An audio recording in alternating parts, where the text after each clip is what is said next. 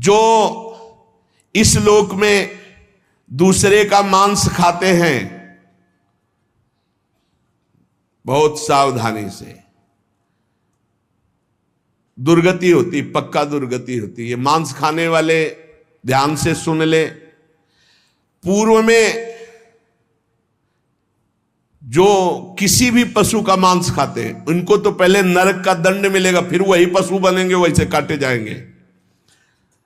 और जो ज्यादा पशुओं का मांस काट के खाते हैं तो उनके घर में घटना भी हो जाती है, कोई न कोई विनाशकारी घटना घटेगी। पूज्य श्री भाईजी महाराज हनुमान प्रसाद पोद्दार जी ने एक प्रसंग में बताया कि एक परिवार था जो बकरा और मुर्गी इनको घर में लाता और काट करके खाता। उनके 3 बालक थे, एक 4 महीने का था, एक 3-4 साल का था और एक 12 वर्ष का था। वो रोज देखता 12 वर्ष वाला कि ऐसे वो में कर रहा, उसको काट रहे हैं और फिर वो बनाया जाता, खाया जाता है। तो एक दिन अपने छोटे भाई को ले गया, उसकी बुद्धि खराब हुई और वही गड़ासा, और उसने कहा चलो खेलते हैं, पापा जैसे काटते हैं ना मुर्गी वैसे खेलते हैं। तो छोटा 3-4 साल का था, उसने हाँ छत में ले गया और चढ़ बैठा, जैसे चढ़ के बकरे के ऊपर मुर्गी के ऊपर, और बस वो काट डाला। और जो काट डाला तो चीख निकली तो वो अपने छोटे बेटे को नहला रही थी जो 4 महीने का, टप में ऐसे खड़ा करके, और वो छोड़ करके भागी ऊपर। तो टप में जितना पानी था वो बच्चा गिर गया, उसकी हिम्मत तो उठने की थी नहीं, वो वहां मर गया। और जब ऊपर गई उसका, अरे दुष्ट तूने काट दिया, तो छलांग मार गया भय से, वो नीचे आके गिर के मरा।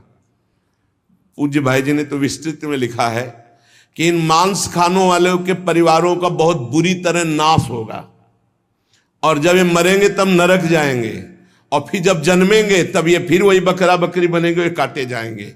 होश में रहो, समय आने दो, कर्म अवश्य में भोक्तव्यम, तुम्हें भुगाएगा, रो नहीं पाओगे। एक आगरे से आते थे तो उनका नाम मुश्किल है छोड़ पाना, बड़ी मतलब एक जैसे होता है ना रंगबाजी से, आपका आदेश तो उसी का मुश्किल है छोड़ पाना। तो बढ़िया स्वर्णिम उसकी पट्टे की घड़ी और बढ़िया नक्शे से, हर दांत बता रहे थे कि हर समय पान खाते रहते हैं। 2-3 महीने में झांझरी फिर गई थी। कैसे? कैंसर डॉक्टर ने बता दिया, मुश्किल है अब छोड़ना, शरीर छूटेगा। मर गया, मुश्किल है तो शरीर ही छूट जाएगा। इसका शरीर छूटना तो मुश्किल नहीं है, क्योंकि मरण धर्मा शरीर है। होश में पूरा परिवार नष्ट हो गया। जो यहां दूसरों के मांस को खाते हैं तो बड़े बड़े हाथियों से उनको पहले कुचलाया जाता है, चिरवाया जाता है, फिर कोल्हू में पेरा जाता है। बढ़िया आनंद लो। यहां जो कर रहे हो इसका बहुत लंबा हिसाब होगा। लोग सोचते हैं कि ये गप है, 5 मिनट में हिंसा की आजीवन कारावास, लाखों जुर्माना। तुम्हें यहीं से अनुमान लगा लो, यहां तो बहुत छोटा हिसाब किताब है, वो तो अनंत ब्रह्मांडों का हिसाब किताब है। आप विद्धास्तु यैर्वेदा वन्यास्य हिताग्नि भी ता इमे शैल श्रृंगाग्रात पात्यंदी धा पुनः पुनः। जो अपने पूर्वजों को पिंडदान नहीं देता, हवन नहीं करता, शास्त्र मर्यादा के अनुसार नहीं चलता, जो बिना पाणी ग्रहण किए व्यभिचार करता घूमता रहता है, ऐसों को बड़े बड़े ऊंचे पर्वत से नीचे खोपड़ी के बल फेंका जाता है। और जब नीचे गिरता है तो बड़ी बड़ी विषैली चींटियां चिपक जाती हैं और काटती है। अब और सावधानी की बात, जो पापी पुरुष के द्वारा दिया हुआ दान लेता है, स्वीकार करता है, पापी होश में ये रुपए की गड्डी नरक पहुंचा देगी। जो पापी पुरुषों द्वारा दिया हुआ दान लेते हैं, चाहे वो यज्ञ कराने के लिए, चाहे वो किसी भी कार्य के लिए, उन मनुष्यों को पत्थर के भवन में छोटे से ऐसे गैसील, बिल्कुल गैस ऐसी जहरीली, उसमें कीड़े की तरह उन्हें बंद कर दिया जाता, बाहर से कोई वायु नहीं, बंद। अब कितने हजार वर्ष, कितनी घबराहट है। अब सोचो, पत्थर के छोटे छोटे ऐसे भवन, उनमें गैस भरी हुई जहरीली, उसमें बंद कर दिया गया। दशांश लिया जाता धर्मात्मा पुरुष का, दशांश दान है धर्मात्मा पुरुष का, 100 मेहनत से कमाए। अब अगर तुम 10 रुपए दान कर दोगे तो बहुत बड़ी बात हो जाएगी। एक गरीब आदमी बड़ी मेहनत से अपना पेट पालता था, तो एक किसी व्यापारियों के संग में था। तो सब व्यापारी बड़े बड़े अपने अच्छे पदार्थ भोजन के, वो खिचड़ी लाया था घर से, कहीं यात्रा में था। उसका नाम भोला भी था, भोला एक किसान आदमी। तो अपनी थाल में रख के पानी भरने के लिए गया, इतने में कुत्ता आ गया। एक कुत्ता खा, वो दूर बैठ गया, कुत्ते को खा दिया। सब व्यापारी उसका मजाक उड़ा रहे थे। फिर अपनी थाल ली, मांझ करके रख दिया, और जो जल था उसी को पी लिया। रास्ते में जा रहे थे, एक भयानक ब्रह्म राक्षस प्रकट हुआ। अलग अलग कोटि के प्रेत भी होते हैं, अब तो सबके होश उड़ गए। भोला एकदम सीधा आदमी था। ब्रह्म राक्षस ने कहा सबको मार देंगे हम व्यापारियों। तो भोला ने कहा शुरुआत हमसे करो। तो उनका तुम्हारे ऊपर तो हाथ नहीं उठा सकते। क्यों? क्योंकि तुमने कभी बेईमानी नहीं की, धर्म से कमाए हो, और आज तुमने इतना बड़ा पुण्य किया कि भूखे थे, अपनी मेहनत की कमाई की खिचड़ी कुत्ते को खाने दिया। अगर वो पुण्य मुझे दे दो तो मैं ब्रह्म राक्षसियों से मुक्त हो जाऊं, किसी को नहीं दंड दूंगा। तो उसने कहा कैसे दे दूं? बोले संकल्प करो कि आज की खिचड़ी जो कुत्ते ने पाई, उसका जो पुण्य हुआ मैं तुम्हें देता हूं। मैं अभी मुक्त हो जाऊंगा, नहीं सबको मार दूंगा इन व्यापारियों को। धर्म की कमाई का छोटा सा भी दान वो भगवान की भी प्राप्ति करा सकता है। दशांश धर्म के दान को कहा गया है, मेहनत की कमाई का फिर दशांश दान कहा गया। पाप कहीं दान नहीं होता, पाप कहीं दान नहीं होता। उसका विधान फिर ब्रह्म ऋषि बताते हैं कि आज तक किया, अब कभी पाप नहीं करेंगे, अब क्या करें, तो फिर उसका विधान वो बता देते हैं। ऐसा नहीं कि पाप करते जाओ, दशांश देते जाओ तो बुद्धि भ्रष्ट होती चली जाएगी। जो ये बहुत बड़ा अपराध है, उपकार करने वाले का अपकार कर देता है। कृतज्ञता, कृतज्ञ होना चाहिए। आपके लिए किसी ने उपकार किया, आपको आपका हित किया, आपके संकट में सहयोग किया, तो जीवन भर वो जब दृष्टि में आ जाए तो थोड़ा कृतज्ञ होना चाहिए। ऐसा नहीं कि उसका अपकार कर दो। जैसे गुरुदेव ने मंत्र दिया, उपासना दी, तुम्हारा उपकार किया। खोटी बुद्धि वाला जो कृतज्ञ नहीं रहता, उसको यहां तप्त कुंभ नामक नरक में गिराया जाता है। ये बहुत दुख देने वाला है, ताप ही ताप। और इसमें 80 पत्रवन नरक में जैसे तलवारें हैं, ऐसे किनारे किनारे तलवारें हैं। जिधर ये होता उधर तलवार घुसती, बार बार इसको पीड़ा होती है। फिर उसे अगले कालसूत्र नामक नरक में डाला जाता है। विश्वासघाती, गुरुद्रोही, मित्रद्रोही, इनका उद्धार बहुत मुश्किल होता है।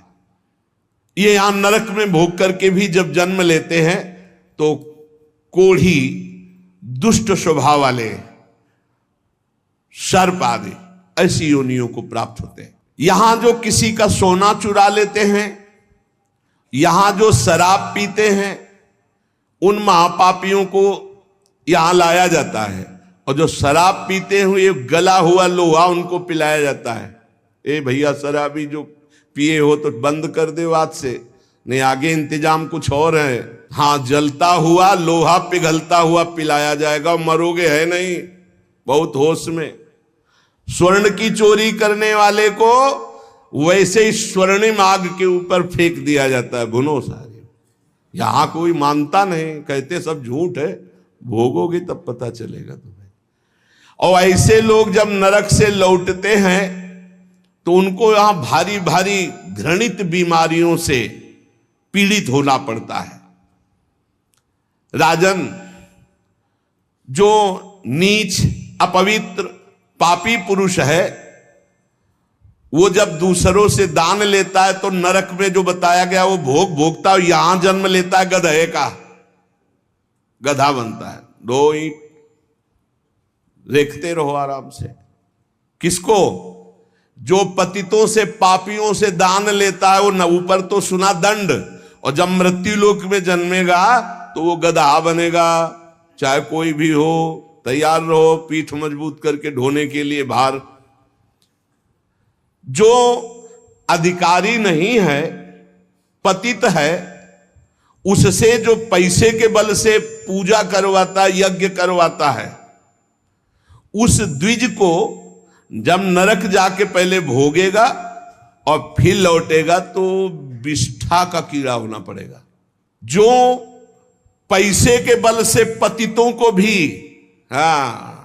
आओ पूजा कर ले, आओ यज्ञ करवा देते हैं तुम्हारी, नहीं, पहले जजमान का परीक्षण होता है, अधिकार होता है। ऐसे द्विज को नरक से लौटने पर विष्ठा का कीड़ा होना पड़ता है।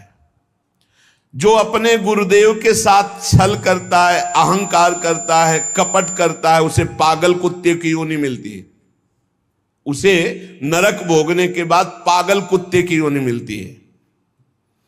जो गुरु की संपत्ति का अपहरण कर लेता है, मनमानी आचरण करता है, तो उसे यहां यही दंड मिलता है, अर्थात कुत्ते की योनि प्राप्त होती है। जो अपने माता पिता वयोवृद्ध का अपमान करता है, कटुवचन करता है, उसे यहां पक्षी की योनि प्राप्त होती है। जो बीमार रहता है हर समय, पक्षी, कष्ट से युक्त पक्षी की योनि। जो अपनी भाई की स्त्री का गलत भाव, तो वो कछुए की योनि प्राप्त होता है, बड़ा कष्ट में जीवन उसका व्यतीत होता है। जो यहां अपने मालिक के साथ दगाबाजी कर देता है, वो बंदर की योनि को प्राप्त होता है। जो दूसरे की धरोहर हड़प लेता है तो नरक भोगने के बाद वो नाली में कीड़ा बन करके रेंगता है। जो दूसरों के दोष देखता रहता है, वो नरक भोगने के बाद यहां अंधा पैदा होता है, आंखों से अंधा पैदा होता है। जो अपने मित्र या अपने प्रियजनों के साथ विश्वासघात करता है, वो मछली की योनि हजारों बार जन्म लेता है। जो मनुष्य यहां जौ, तिल, धान, अन्न इसकी चोरी करता है या अनाज के खेतों में आग लगा देता है, वो नरक भोगने के बाद यहां नेवला और चूहे की योनि प्राप्त करता है। जो पराई स्त्री के साथ संभोग करता है, उसको नरक भोगने के बाद यहां भेड़िया बनाया जाता है। जो पराये पुरुष के साथ संभोग करते हैं, वो वहां नरक भोगने के बाद यहां कुतिया की योनि प्राप्त होती है। कुत्ता, सियार, बगुला, गिद्ध, सांप, कौआ, इन योनियों में क्रम से जाता है जो पराई स्त्री और पराये पुरुष के साथ संभोग करता है। इसे मनोरंजन मत समझो, खिलवाड़ मत समझो। जो खोटी बुद्धि वाला पुरुष अपने बड़े भाई की पत्नी, जो मां के समान है, उसके साथ बलात्कार करता है, वो नरक भोगने के बाद कामी, नाना प्रकार से बीमार पशु योनियों को प्राप्त होता है। कई प्रकार के कष्टों से उसका जीवन युक्त है। जो अपने मित्र की पत्नी से विश्वास दिलाकर, मित्र को विश्वास दिलाकर उसकी पत्नी, वो यहां के सुअर पैदा होता, सुअर बनता है। यज्ञ में, दूसरों को खवाने पिलाने में, दूसरों के मंगल विधानों में जो विघ्न डाल देता है, किसी की कन्या का विवाह हो रहा है, कोई यही कहीं यज्ञ हो रही, कहीं नाम की, उसमें विघ्न डाल देता है, उसको नहीं होने देता है, वो नरक भोगने के बाद फिर यहां आकर विविध कीड़े की योनियों में, विविध प्रकार, अभी ये कीड़ा, फिर ये कीड़ा, फिर ये कीड़ा, ऐसे जन्मता है। जिसने देवता या ब्रह्म ऋषि उनको ये बोल दिया कि मैं ये दूंगा, आपको ये दूंगा, और फिर नहीं दिया, कर्जा है तुम्हारा, ऐसे नहीं बोलना चाहिए, ऐसे नहीं बोलना चाहिए। अयाचक वृत्ति से जो रहते हैं, कभी नहीं महाराज हम आपका ये काम कर दें, आपको ये दे देंगे, आपको एक कर्जा हो गया, अब अगर नहीं दिया तो नरक भोगोगे, और नरक से निकलने के बाद कौआ बनोगे। जो अपने पूजनियों का अपमान करता है, बड़े भाई का अपमान करता है, वो क्रौंच पंछी के रूप में जन्म लेता है। बहुत सावधान होना चाहिए। जो तुम्हारे साथ उपकार करे उसके साथ तुम्हारा नम्र व्यवहार होना चाहिए। यदि उपकार नहीं किया तो तुम्हें बिच्छू की योनि प्राप्त होगी, बिच्छू बनना पड़ेगा। जो सोए हुए मनुष्य की हत्या कर देता है, शस्त्रहीन है या सोया हुआ है, उसकी हत्या कर देता है, या किसी स्त्री की हत्या कर देता है, या बालक की हत्या कर देता है, वो 1000 बार गधे की और कीड़े की योनियों को प्राप्त होता है। बहुत संभल करके। जो दूसरों के भोजन व्यवस्था को नष्ट कर देता है, उसे मक्खी की योनि प्राप्त होती है। अन्न चुराने वाला बिल्ली की योनि, घृत आदि चुराने वाला चूहे की योनि, जो दूसरे के अर्थ की चोरी करता है सर्प की योनि, दूध वाले पशु या दूध आदि चुराने वाले बगुले की योनि। इसी तरह डांस, चींटी, बिलैया, बहुत सी योनियों की प्राप्ति होती है। हे महाराज, मैं तुम्हें कहां तक बताऊं, ये जितने जीव हैं ये सब नरक से आए हुए हैं। एक मनुष्य योनि भगवान ने कृपा करके दी है, जिससे हम अब भगवान की प्राप्ति कर सकते हैं। जब कोई जैसे कर्म करता है उसको दंड मिलता है। तो सुमति जी ने कहा पूरे जीवन का पता कैसे चलता है? पूरे जीवन का पता कैसे चलता है कि जब से पैदा हुआ तब से मरने तक इसने ये पाप किए, ऐसे ऐसे पाप किए? उसका क्या प्रमाण आपके पास होता है जिससे आप उसको दंड देते हैं? तो उन्होंने कहा कि हमारे यहां एक बहुत बड़े लेखक हैं चित्रगुप्त जी, और सबके यहां विराजमान, सबके पास विराजमान। चित्रगुप्त जी सब रूपों में विराजमान, सबके पास विराजमान। बड़ा भागवतिक सिस्टम है। ये चित्रगुप्त जी बड़े सूक्ष्म हैं। ये पूरी फिल्म तैयार करते हैं, केवल लिखा पढ़ी नहीं, पूरी सीन सहित, किस समय किस, और इनकी प्रतिक्रिया को कोई समझ नहीं सकता। ये दैवी शक्ति है चित्रगुप्त जी। इनका चित्रगुप्त नाम रखा गया है। ये प्राणियों की पूरी सीन तैयार करते हैं, लिखित और सीन। ये आपने ऐसे, जैसे महाराज मांडव्य जी जब सूली की नहीं कटी, आपको कई बार सुनाया है, तो यमराज जी के पास गए और उन्होंने कहा कि हमने कौन सा पाप किया जो आपने हमको ऐसी सजा दी? तो कहा देखो, तो उनको दिखाई देने लगा मानस पटल पर कि उन्होंने तितली की गुदा में बंबूल का कांटा डाल के छोड़ दिया था, तो उनकी गुदा में सूली काट दी गई, निकली नहीं। पूरी सीन सहित चित्रगुप्त को, वहां कोई ये नहीं चलेगा कि एक भी बात का धोखा हो गया। ये निरंतर कर्मों को लिखते रहते हैं और मृत्यु के पश्चात यमराज के सामने प्रस्तुत कर देते हैं। अब वो बही कौन है? जिसमें चित्र सहित लिखा हुआ है, मन, तुम्हारे मन में ही है। ये जो आप भजन करते हो ना, बहुत ध्यान से सुनना, जहां आप राधा राधा राधा, तो आपके मन में जलन होती है और सीने शुरू हो जाती है निकलना, गंदी गंदी बातें, गंदी कल्पनाएं, गंदा चिंतन, ये सब तुम्हारी बही से डिलीट हो रहा है। यही डिलीट हो रहा है। जितनी बातें निकल रही वो सब भोगनी नहीं पड़ेंगी, खत्म होती चली जा रही। बस पकड़ना मत, राधा राधा राधा राधा।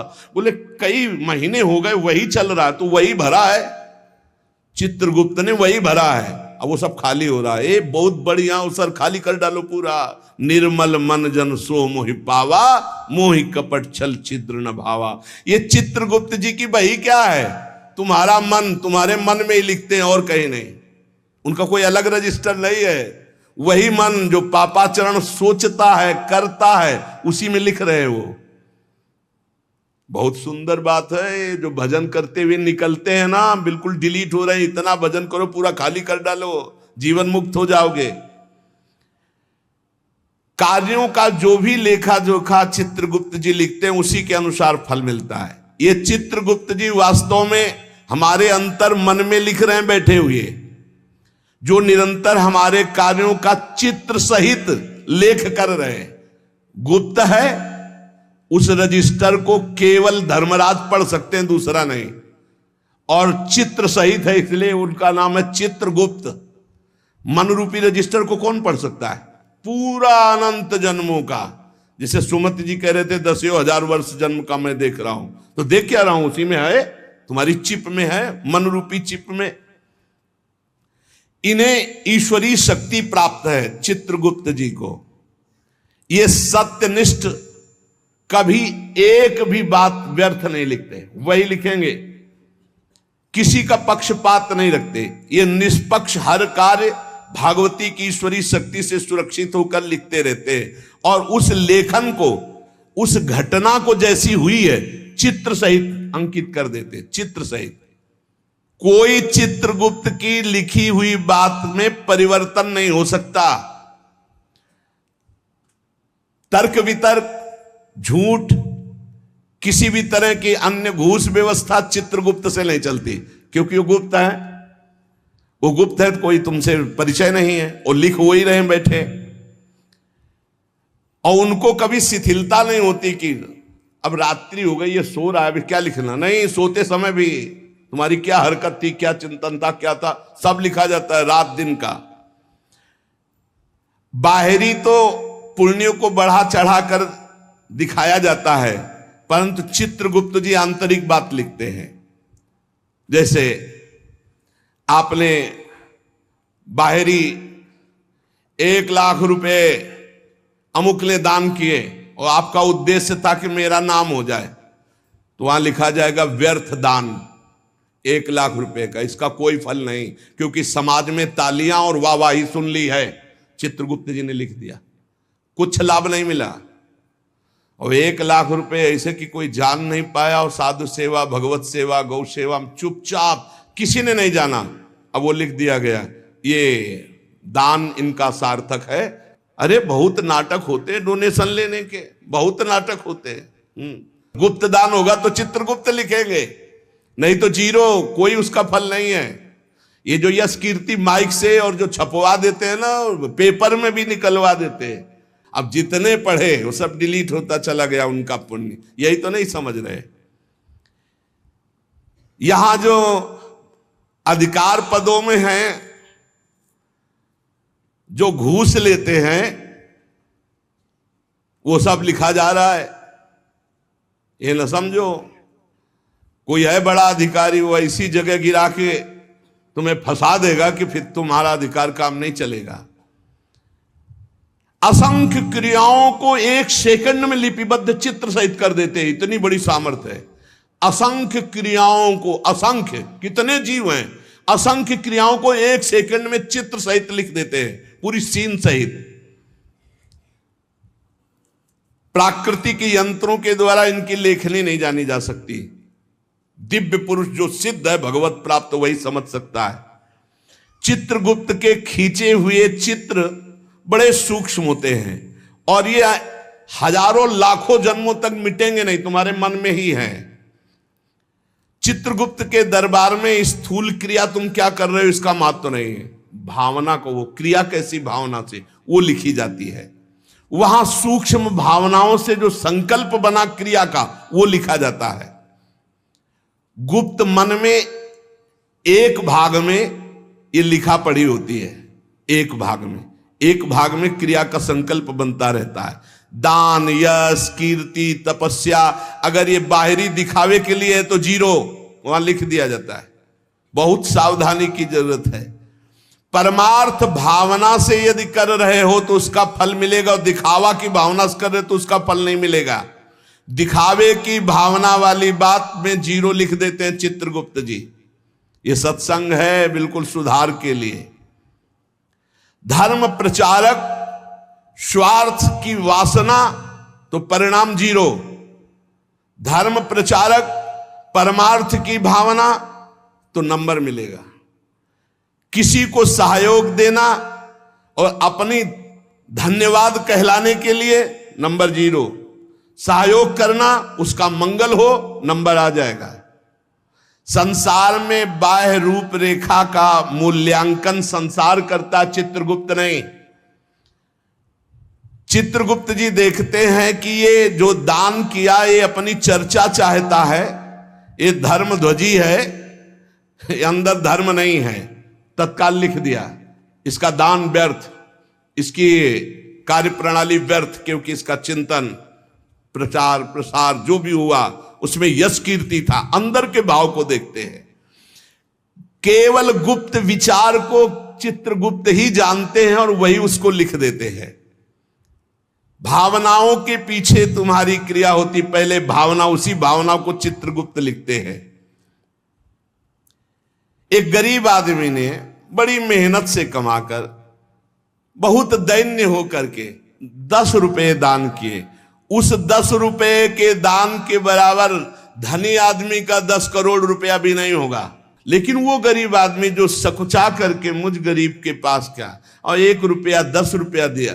इसीलिए हमने देखा बड़े संतों को कि अगर किसान और गरीब आदमी 100 200 500 भी चाहे तो लाओ लाओ, और बड़े प्यार से ले लिया। और वहीं 18-20 लाख MLA दे रहे थे तो उनको जाओ नहीं। ऐसे हमने देखा, बड़े गुरुजनों को देखा जो पूर्व में संन्यास मार्ग में थे। क्यों? क्योंकि वो मेहनत से कमाया हुआ, दैन्य होकर के खून पसीने की कमाई वो दे रहा, वो भजन करवाएगा। बहुत सावधानी की। चित्रगुप्त जी दिव्य दृष्टि संपन्न है। वो सबकी सूक्ष्म गुप्त मानसिक, वहीं से सारी क्रियाएं होती हैं, संकल्प से वो सब लिखते रहते हैं। अतः मनुष्य जन्म मिला है, सब प्रकार के बाहरी बनावटों से बचकर सच्चे मार्ग से चलकर भगवान की प्राप्ति इसी जन्म में की जाए। पूज्य भाई जी महाराज ने कहा प्रारब्ध बदल नहीं सकता। ये लोगों का प्रश्न रहता है कि ये भजन करने वाले साधु महात्मा या धर्म से चलने वाले इतना कष्ट क्यों पाते हैं? तो उनका संचित कर्म भस्म हो जाएगा, क्रियमाण निष्फल हो जाएगा, अकर्म हो जाएगा। लेकिन प्रारब्ध उनको भी भोगना पड़ेगा। प्रारब्ध ना तो किसी संकल्प विकल्प अनुष्ठान से काटा जा सकता है, उसको भोग के ही काटा जा सकता है। प्रारब्ध का विनाश नहीं हो सकता। प्रारब्ध ना काटा जा सकता है ना बदला जा सकता है। प्रारब्ध केवल भोगा जा सकता है। बहुत ध्यान से सुनना।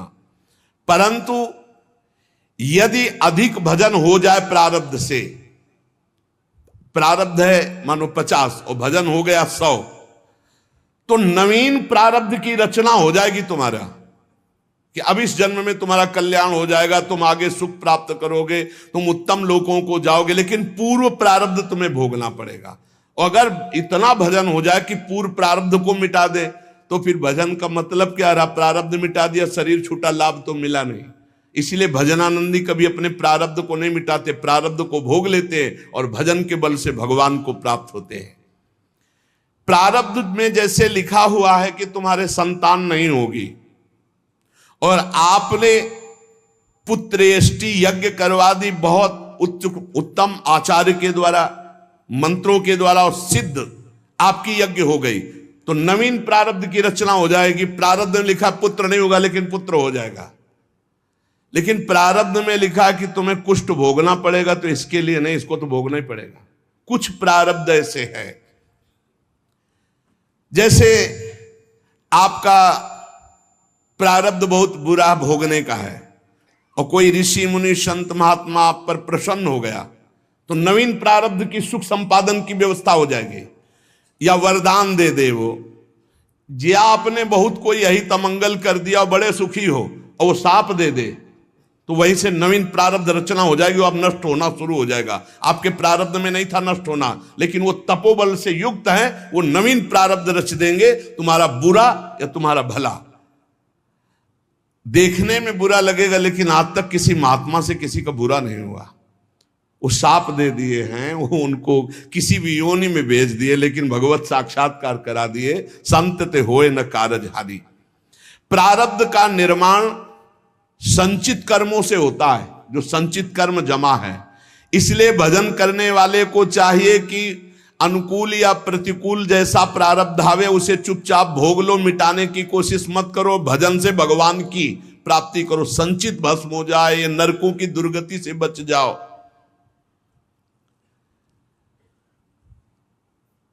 भगवान के मार्ग में चलने से संपूर्ण पाप और नारकी गतियां नष्ट हो जाती हैं, बिल्कुल सिद्ध बात है।